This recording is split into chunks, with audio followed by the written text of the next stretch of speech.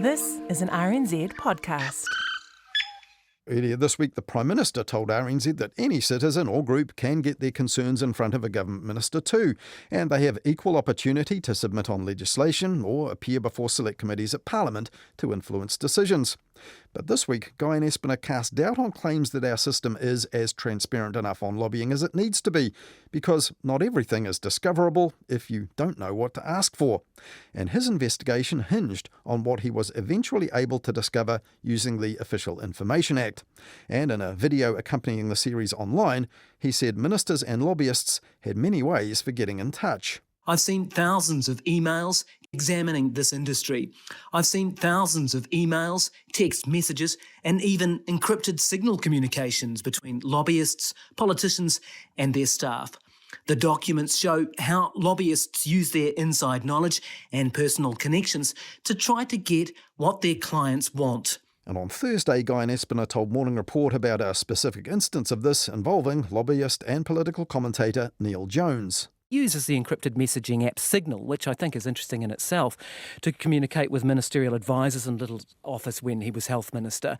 And one of those shows him asking when the Farm Act review is going to be released, and the documents show that he was working for the big pharma company Merck Sharp and Dohme. Now, in the UK, the channels that ministers use to communicate outside of their official ones with advisors and lobbyists, and how they end up influencing major decisions, was also at the heart of a major scoop that's still running in the press there, and which has also sparked big debates about so-called government by WhatsApp, and also what's fair and ethical in the media.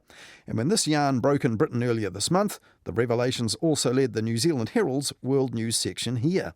The former British Health Secretary wanted to deploy a new COVID variant to frighten the pants off the public and ensure that they complied with lockdown.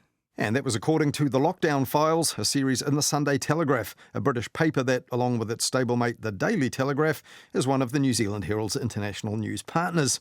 The Herald website had another story that called this a sinister plan to frighten people into complying with lockdown, a lurid take that came from another of the Herald's international news partners, Rupert Murdoch's News Corp across the Tasman.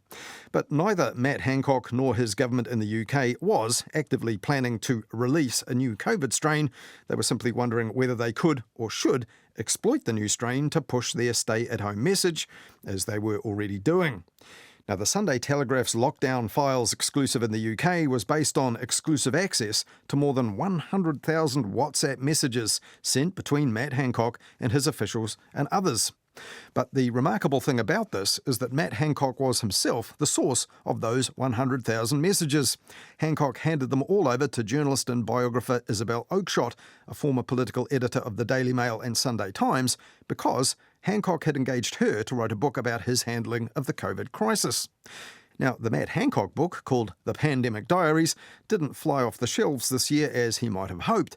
But the newspapers serialising the scandals in his WhatsApp messages certainly have, and they've also sparked a big row about ethics, which has jolted journalism and publishing in the UK.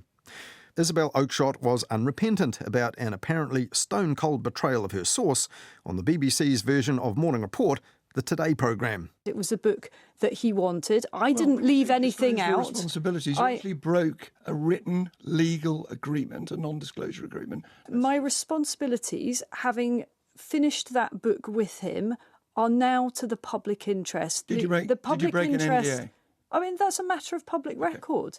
In that interview, Isabel Oakeshott pushed back hard against accusations that she's a muckraker for hire, or that as a vocal opponent of COVID restrictions, she was now making mischief in a paper that shared her views. This is about the millions of people, every one of us in this country, that were adversely affected by the catastrophic decisions to lock down this country repeatedly, often on the flimsiest of evidence, for political reasons. Yet you helped Matt Hancock write a book justifying all those very decisions. Why? Because I wanted to get to the ago. truth of it. Well, Isabel Oakeshott was not at all shy about her conduct in a fuller interview on the UK news podcast The Newsagents, who alleged that she had burned and spurned her source.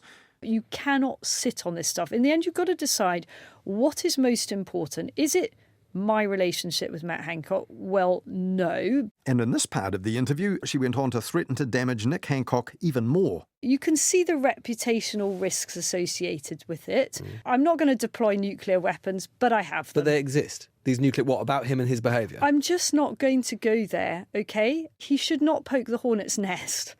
Because there are things that you could say which would be very damaging to him. Yes. Paul Lashmar is a former investigative reporter in the UK and now a journalism professor at City University in London and an expert on leaks in digital era journalism.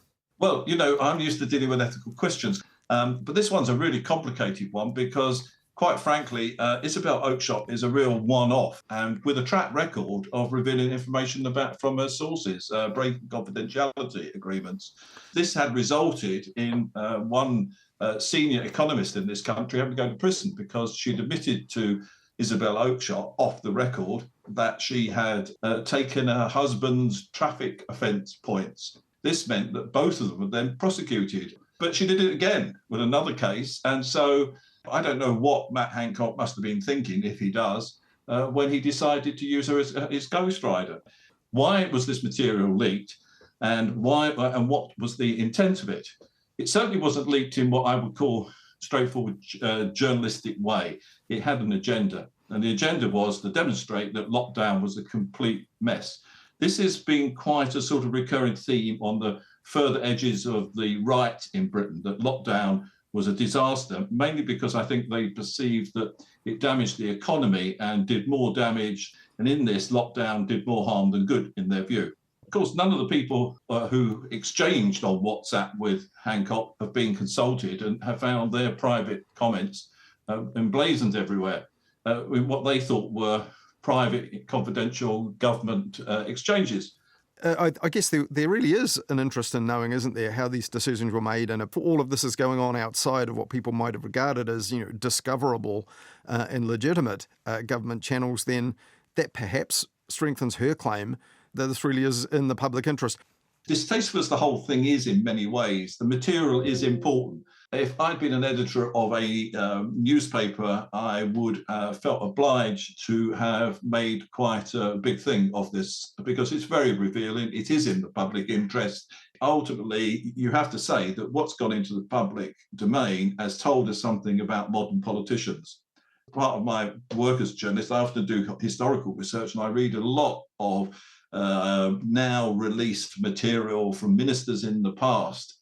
You have to say that the ministers and the mandarins and their exchanges are of a much more intellectually higher standard than this stuff. I mean, I know it's WhatsApp, but the banality of some of these exchanges, the cynicism, it just is off the scale. It's where you see them trying to present things to the public and it makes them look good rather than actually is necessarily in the best interest of the citizens of the country, All this stuff, the WhatsApp messages, would they have come out in some sort of inquiry anyway? We don't know is sort of the answer. Certainly the inquiry will have got to see them, but I don't know they would have ended up in the public domain. Overall, they should have been published. It's astonishing listening to those interviews, those bullish interviews that Isabel Oakeshott is doing, where she's defending herself stoutly. She's also warning she has other stuff which she thought there was limited public interest in, but that she would release, which would be damaging for him if pushed. She even referred to it as nuclear weapons. This is conduct of someone involved in journalism that really is unethical and worrying, isn't it? Well, it is because it's selective. It's selective to an agenda. And I don't know whether the editor of the Daily Telegraph has seen all of them and what their input is. But it seems to me that it's either or, it should all be or nothing, unless there's something very personal that really doesn't have any public interest dimension. I mean, in a way, that protection of sources is interesting because this is almost the reverse of that. So journalists often get a leak of something that's damaging to someone, and the journalist is being used really to damage a political opponent. And the real public interest will be, well, who the hell is leaking that information? That's the real story. And of course, the journalist will say, well, I must protect my source, couldn't possibly say where it came from. Well, But this is the reverse of that, where she's willingly telling you that in order to reveal what she thinks the true public interest is. We cannot survive without sources. We cannot exert our full-scale role if we can't protect sources.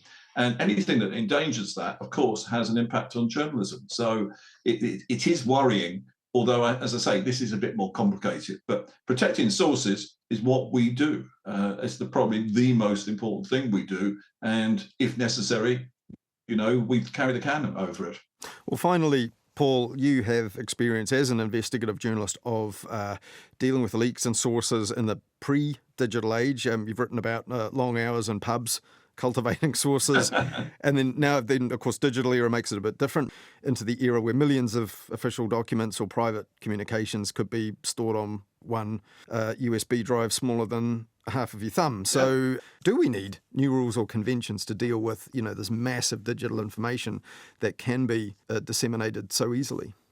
There are already laws that affect a lot of this, and certainly the laws that have been brought in to protect national security are draconian in Britain.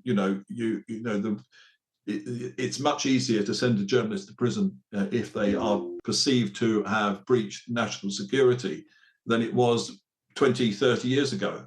I mean, it's oppressive, quite frankly. But ethics lies in the realms of making personal decisions, so it's complicated. What Isabel Oakeshott has done is acted in the public interest, but in a very, very unpleasant way. When I read what Matt Hancock and his colleagues say, and I think, well, these were people they were trying to do some good things, don't get me wrong, but the way they went about some stuff really is depressing, that this is the standard we have come to in terms of our politicians and our civil service, that their level of conversation is like, locker room, really. It's sort of like teenage banter in part. When I communicate with friends, we say things that we probably wouldn't want people to say publicly, but this is beyond that, anything like that. That was Paul Lashmar, a former investigative reporter in the UK who's now a journalism professor at City University in London. He's also a founder of the UK's Bureau for Investigative Journalism and an expert on leaks in digital era journalism. And incidentally, there's no sign yet of Nick Hancock seeking any legal remedy from Isabel Oakeshott for the breach of any non-disclosure agreement. And the Sunday and Daily Telegraph newspapers continue to spin stories out of those lockdown files, saying that they shine a light on what they call government by WhatsApp and how people in power really reacted to events at a time of crisis. And as a result of this, journalists and others will probably specify WhatsApp and other chat groups along with official channels when they're issuing requests for official information under our Official Information Act.